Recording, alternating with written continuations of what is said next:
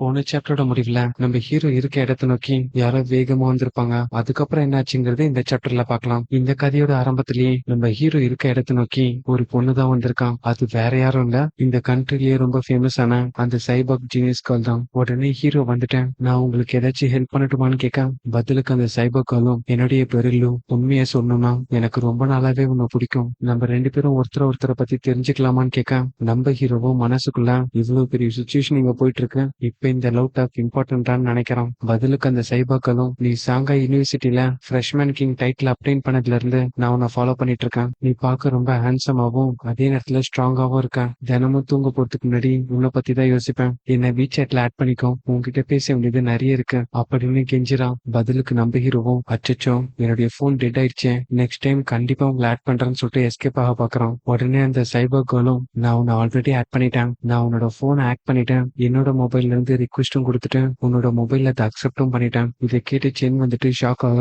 உடனே பின்னாடி வந்த ஷானும், என்ன நீங்க ரெண்டு பேரும் தனியா பேசிட்டு இருக்கீங்க அப்படின்னு கேட்க, பதிலுக்கு நம்ம ஹீரோவும், அதெல்லாம் ஒண்ணும் இல்லையே அப்படின்னு சமாளிக்கிறான். அடுத்த நிமிஷமே அந்த சைபர் கால் வந்துட்டு, இந்த ரெஸ்கியூ மிஷன் முடிஞ்சதுக்கு அப்புறம் நம்ம ரெண்டு பேரும் மீட் பண்ணலாம்னு சொல்லிட்டு அங்க இருந்து கிளம்பிடுறான். இதே நேரத்துல யாரோ மறைஞ்சிருந்த ஒரு அட்டாக் அந்த சைபர்களுக்கு மேல லான்ச் பண்ணா, அதோட எஃபெக்ட் அவளை ரெண்டு துண்டாக்கிடுது. அடுத்த அட்டாக் வந்துட்டு அவளுடைய நெஞ்சில பாயுது. இதன் மூலியமா அவளுடைய எனர்ஜி கோர் டேமேஜ் ஆயிட, இதை பார்த்து அவளும், அவ்வளவுதான் என் கதை இங்கேயே முடிய போகுது. இதே நேரத்துல சின்ன அவளை கேட்ச் பண்ணிடுறான். இதை நோட்டீஸ் பண்ண அவளும், இவனால பறக்க முடியுமான்னு ஷாக் ஆக, ஆக்சுவலா நம்ம ஹீரோ வந்துட்டு அவளுடைய கியூஇ பிளட்டை பயன்படுத்தி அந்த பிரஷரை வச்சுதான் இவ்வளவு போய் பிடிச்சிருப்பான். உடனே ஹீரோ வந்துட்டு அந்த அட்டாக் வந்து தசையை நோக்கி பார்த்துட்டேன், இந்த அளவுக்கு டிஸ்ட்ரக்டிவ் பவர் நல்லதுக்கு இல்ல அப்படின்னு சொல்லிட்டு ஷான் கிட்ட அந்த சைபாக் லேடியை ஒப்படைச்சிட்டு, எனிமி வந்துட்டு ஷேடோல ஒளிஞ்சிட்டு இருக்கான், நான் போய் அவனை கவனிச்சுக்கிறேன்னு சொல்லலாம். அடுத்த நிமிஷமே அவனுடைய டேஞ்சர் சென்ஸை பயன்படுத்தி அவன் இருக்க லொகேஷனை ஐடென்டிஃபை பண்றான். பதிலுக்கு அந்த வில்லனும், சென் நான் உன்னை தேடி வரலான்னு பார்த்தேன்,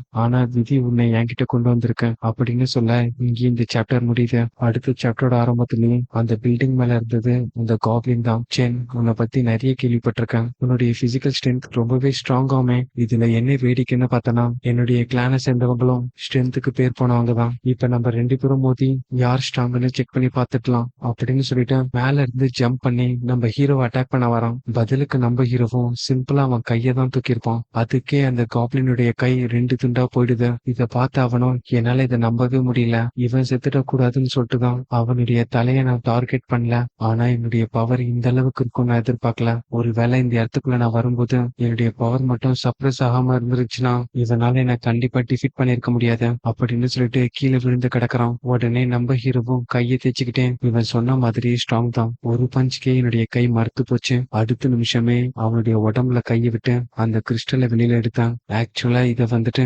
பீஸ்டுடைய கோர்னு சொல்லுவாங்க, மார்க்கெட்ல இதுக்கு நல்ல மதிப்பு இருக்கு அப்படின்னு சொல்லிட்டு அதை ஸ்டோரேஜ் ஸ்பேஸ்ல ஆட் பண்ண, அடுத்த நிமிஷமே அந்த காப்ளினுடைய லைஃப் எசன்ஸ் அப்சர்வ் பண்ண ஆரம்பிச்சான். கோடெக்ஸ் வந்துட்டு 100% ஆனதுனால எனக்கு ப்ரூட்டல் ஸ்ட்ரென்த் கிடைச்சிச்சு. இதே நேரத்துல நம்ம ஹீரோக்கு பின்னாடி இருந்து ஒரு வாய்ஸ் வருது, உன்கிட்ட ஸ்டோரேஜ் ஸ்பேஸ் இருக்கு, அது மட்டும் இல்லாம லைஃப் எசன்ஸ் அப்சர்வ் பண்றேன், யார் நீ?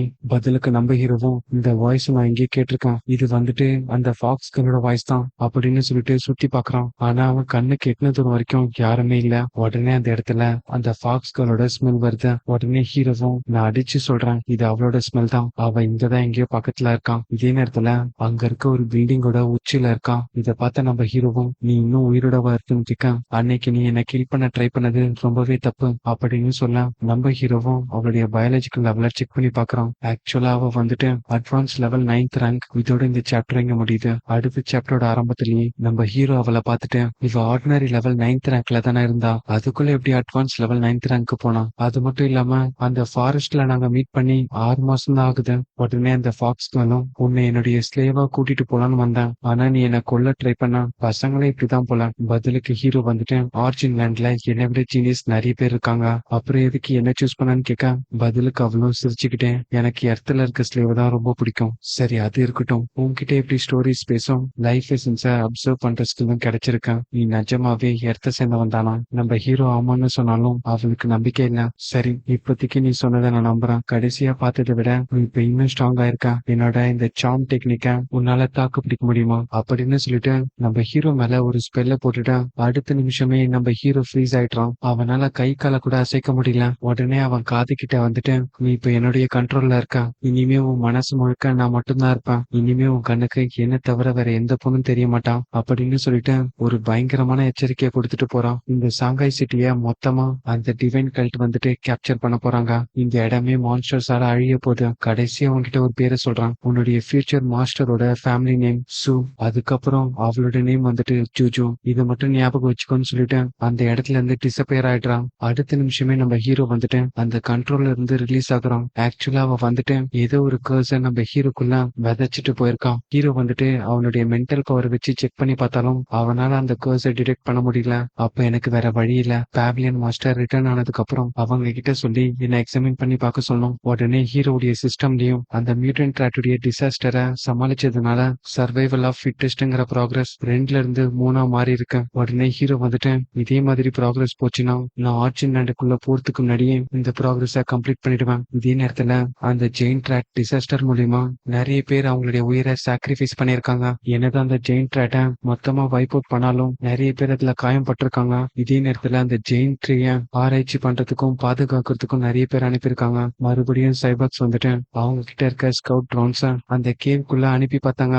ஆனா அது முடிவே இல்லாம அந்த கேவ் போயிட்டு இருக்காங்க. அந்த ட்ரோன்ஸால கூட அதோட பிகினிங் பாயிண்ட கண்டுபிடிக்க முடியல. இதே நேரத்துல அந்த கேவ்க்குள்ள இருந்து நிறைய பிரான்ச்சஸ் வர இதோட இந்த சாப்டர் இங்க முடியுது. அடுத்த சாப்டரோட ஆரம்பத்திலேயே அந்த பிரான்ச்சஸ பார்த்து நம்ம ஹீரோவும் ஷானையும் சாங்கையும் கூட்டிட்டு அந்த இடத்தை விட்டு ஓட ஆரம்பிக்கிறோம். இதே நேரத்துல அந்த கேவ்ல இருந்து நிறைய மியூட்டன்ட் மாஸ்டர் வெளியில வருது. இதை பார்த்த மத்தவங்களும் அந்த இடத்துல இருந்து ஓட ஆரம்பிக்கிறாங்க. உடனே சென் வந்துட்டு பாதுகாப்பான இடத்துல அவங்கள விட்டுட்டு நீங்க 2 பேரும் இங்க இருந்து கிளம்பி போங்க, நான் மத்தவங்களை ரெஸ்கியூ பண்ணிட்டு உங்க பின்னாடியே வரேன் அப்படின்னு சொல்ல இதே நேரத்துல மத்த ஸ்டூடெண்ட்ஸ் அந்த மான்ஸ்டர்ஸ் அட்டாக் பண்ணுதுங்க. நம்ம ஜீவே, லீமுய், அதுக்கப்புறம் யோஜியாங் 3 பேருமே மான்ஸ்டர்ஸ் கிட்ட இருந்து தப்பிச்சு ஓடிட்டு இருக்காங்க. உடனே ஜீவே வந்துட்டு நம்ம எஸ்கேப் ஆகிறதுக்கு வாய்ப்பு இல்ல, நீங்க 2 பேரும் இங்க இருந்து போங்க, இதுங்களை நான் ஹோல்ட் பண்றேன்னு சொல்லிட்டு திரும்பி போய் அந்த மான்ஸ்டர்ஸ் கூட சண்டை போட்டுட்டு இருக்கான். இதை பார்த்த மத்த 2 பேரும் நீ என்ன பண்ணிட்டு இருக்க அப்படின்னு கேட்க பதிலுக்கு அவளும் நான் ஆல்ரெடி இன்ஜூர் ஆயிட்டேன், என்னால ரொம்ப தூரத்துக்கு போக முடியாது, அதனாலதான் சொல்றேன் நீங்க 2 பேரும் போங்க, நான் இதுங்களை ஹோல்ட் பண்றேன் அப்படின்னு சொல்லிட்டு அங்க இருக்க ஒரு உல்ஃப் கூட சண்டை போட போறான். உடனே யோஜியான் வந்துட்டு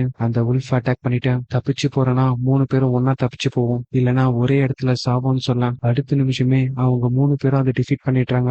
உடனே யோஜியான் வந்துட்டு நம்மளால ரொம்ப நேரம் இங்க தாக்கு பிடிக்க முடியாது, சீக்கிரம் வாங்க இங்க இருந்து கிளம்பலாம்னு சொல்ல பதிலுக்கு ஜீவையும் என்னை பத்தி கவலைப்படாதீங்க, நான் நிறைய பிளட்ட லாஸ் பண்ணிட்டேன், அது மட்டும் இல்லாம என்னால ஓடவும் முடியாதுன்னு சொல்ல இதை கேட்டு லீமையும் நீ கவலைப்படாத உன்னை நான் தூக்கிட்டு போறேன்னு சொல்ல இங்கே இந்த சாப்டர் முடியுது. அடுத்தடுத்து சாப்டர் பாக்குறதுக்கு இந்த வீடியோக்கு ஒரு லைக்கை போட்டு நம்ம சேனலை சப்ஸ்கிரைப் பண்ணிக்கோங்க. அடுத்த சாப்டர்ல உங்களை சந்திக்கிறேன்.